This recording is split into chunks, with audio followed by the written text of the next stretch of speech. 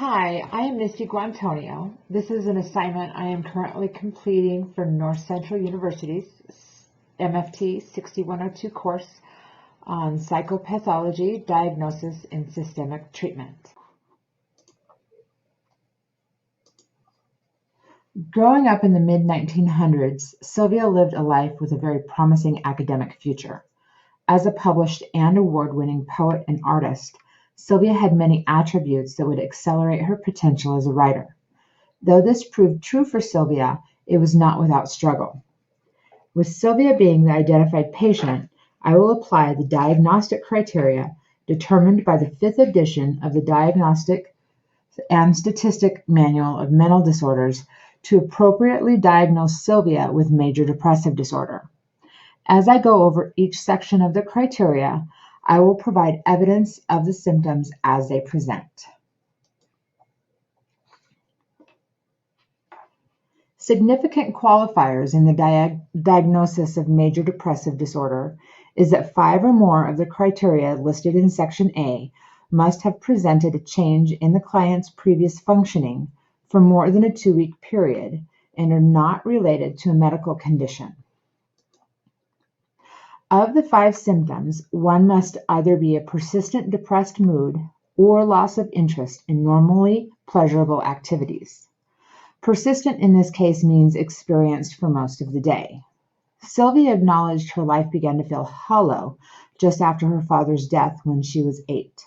According to Wikipedia, her serious battle with depression began in her early 20s, and losing interest in the pleasures of writing was evident when she found herself dispassionate, even though she was honored with an esteemed position at Mademoiselle magazine. In the movie, the loss of interest often paralleled the roller coaster of Sylvia and Ted's marital difficulties. Adding to the loss of interest is trouble concentrating or making decisions. This was obvious just after Sylvia married. Sylvia was finding it difficult to write, though she quickly brushed it off by rationalizing for learning her new duties as a wife by baking. Psychomotor agitation was apparent in Sylvia, with excessive hand-wringing when she found it difficult to concentrate. Later, when she was trying to reconcile with Ted, the symptoms represented. Because of her lack of productivity in terms of poetry, Sylvia's sense of worthlessness weighed her down. She made this known to her friends Ashley and David when they were visiting, when she referred to Ted as the real poet of the family.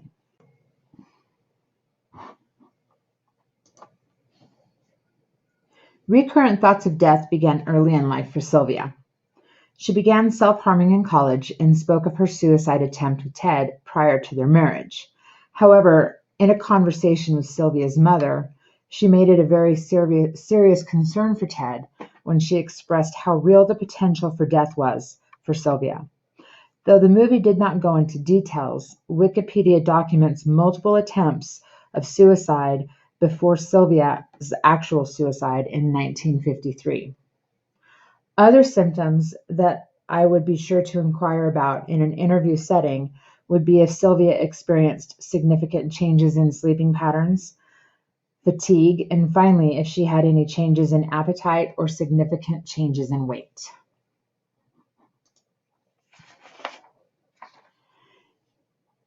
In reflection, the entire movie captured the variety of ways Sylvia struggled to function. Socially, Sylvia had difficulty functioning within her marriage, and she developed few close relationships outside of her family. With her husband, Sylvia was insecure when it came to other women, as well as her husband's work, both of which contributed to jealousy and feelings of worthlessness. During one depressive state, Sylvia was not able to function at a normal level during a friend's stay. Sylvia's productivity in writing also waxed and waned with her depressive episodes.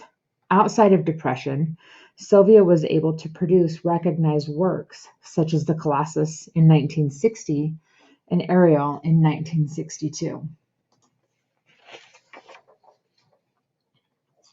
Other than periodic alcohol intake, substance use and medical conditions were not a presenting concern for Sylvia. At this point in the diagnostic criteria, the DSM refers to sections A through C as a major depressive episode. As long as symptoms are present, the client is experiencing such an episode. However, other criteria must still be ruled out. Because Sylvia does not exhibit any symptoms indicative of psychotic disorders such as schizoaffective disorder, schizophrenia, schizophreniform disorder, delusional disorder, and other psychotic disorders, Section D can be ruled out. Sylvia also has no presence of manic or hypomanic episodes for the related diagnostic criteria, so Section E can also be ruled out. Sylvia's first major depressive episode was not a result from a loss or grief, and those, especially grief, must carefully be considered before diagnosing major depressive disorder. After reviewing the diagnostic criteria, it's evident to me the presenting symptoms are indicative of major depressive disorder. Next, I will discuss treatment options for major depressive disorder. Treatment options are broken down into three categories consisting of psychopharmacological, which is synonymous with pharmacotherapy, psychological or psychotherapy, and biomedical. For each of these categories, I will explore the effectiveness and drawbacks each treatment option presents. First, psychopharmacological treatments, which is most commonly antidepressants. According to Michael Yapko, antidepressants fall into a variety of categories based on how they work within the neurochemistry of the brain.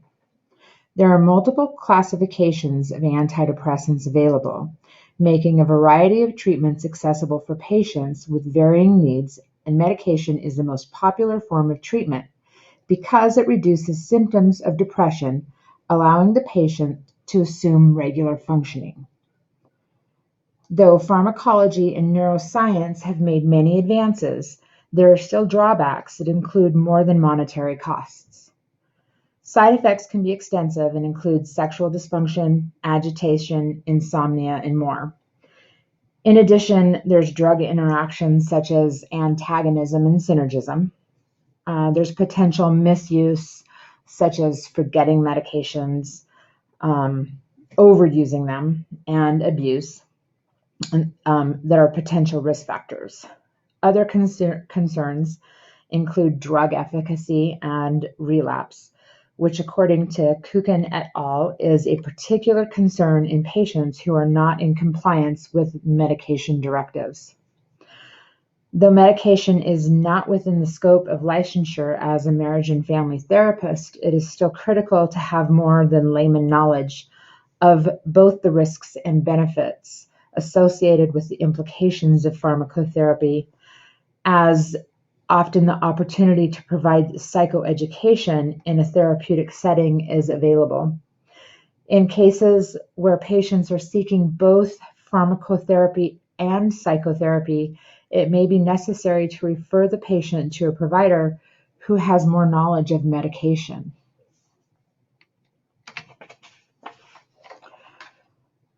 The evidence of whether medication or psychotherapy is more effective in the treatment of depression seems to depend on what literature is being considered, but ultimately it comes down to what works for the client. However, according to Yapko, psychological treatment outperforms medication in 4 key areas.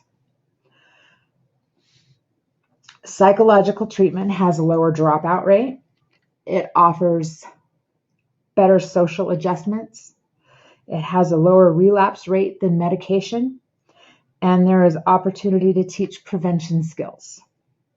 In terms of teaching prevention skills, therapies that have proven more effective in the treatment of depression include both individual and systemic methods.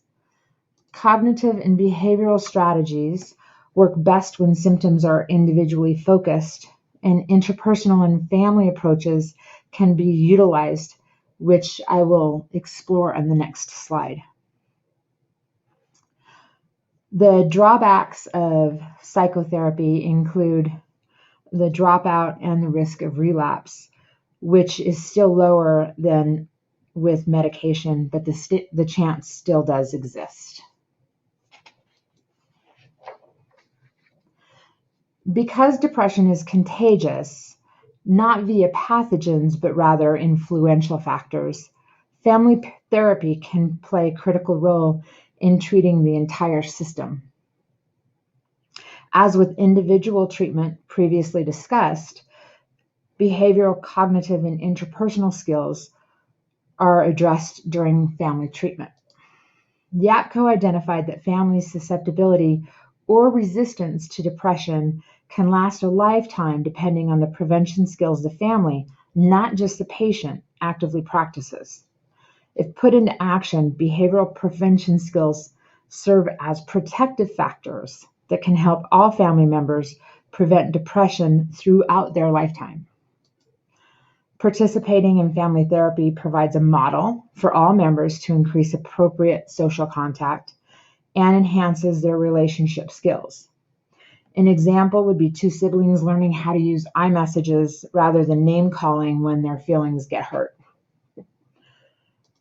Finally, by involving the entire system in the therapeutic process, not only are all the members getting more education on being able to provide more support for the patient, they are also able to be more compassionate, hopefully strengthening the commitment and connection to the entire family unit. Potential drawbacks include relapse and the distance that could result if any member of the family chose not to participate in the therapeutic process.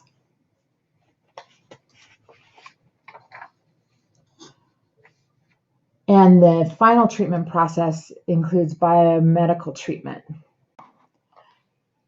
Biological factors that play a role in depression include genetics and biochemistry. In treating depression, identifying whether or not a patient's neurochemical makeup is able to regulate mood is often a first step in the physical aspect of the exam. Antidepressants can often help regulate any neurochemical imbalances. Satoye's concern lies with clients who do not achieve remission after 4 treatments with antidepressants. These clients are likely to have treatment-resistant depression, as 30% of patients with major depressive disorder do. Satoye further explained that treatments need to involve both biological and social factors. Treatment-resistant only pertains to medications. Oftentimes, clients are able to find symptom relief through behavioral modifications pertaining to symptoms they can adjust simply via choice. Diet, sleep, and exercise are essential for a person who is not diagnosed with depression. Practicing them ritualistically can be the critical difference between hopeless and hopeful for a depressive. Adding light therapy to a daily routine can provide even more relief.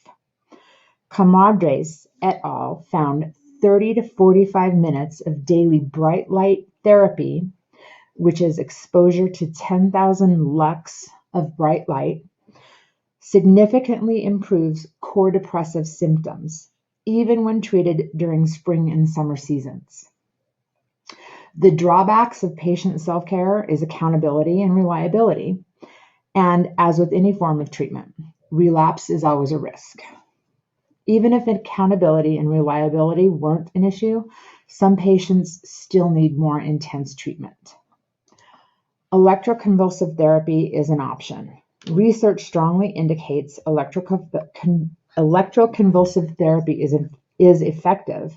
However, cognitive side effects are of concern. Electroconvulsive therapy does not negate relapse, and often patients still need to continue other forms of therapy. Though there may be a variety of treatment options available for depression, the most important factor is that the patient seeks treatment.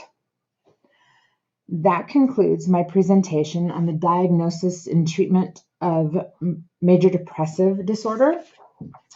Please refer to the reference section for any resources that you may need.